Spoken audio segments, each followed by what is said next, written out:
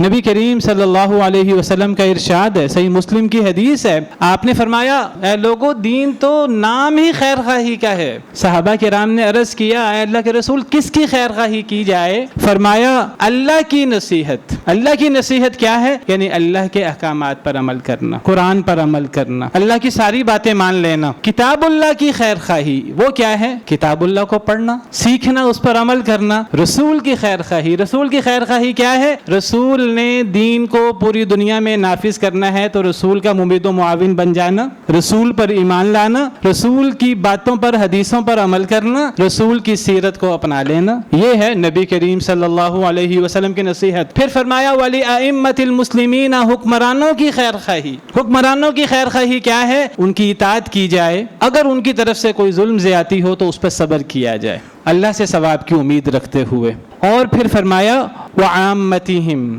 عام لوگوں کی خیر خواہی، ہم کسی طریقے سے لوگوں کا تعاون کر دیں، دینی تعاون کر دیں، دین سکھا دیں اور ان کی دینی تربیت کر دیں اور ان کے دنیاوی معاملات میں ان کی مدد کر دیں۔ کسی کو کسی مشکل میں دیکھیں، اس کی مشکل دور کر دیں۔ آپ نے فرمایا لوگوں میں سے سب سے بہتر شخص وہ ہے جو دوسروں کو سب سے زیادہ فائدہ پہنچاتا ہے۔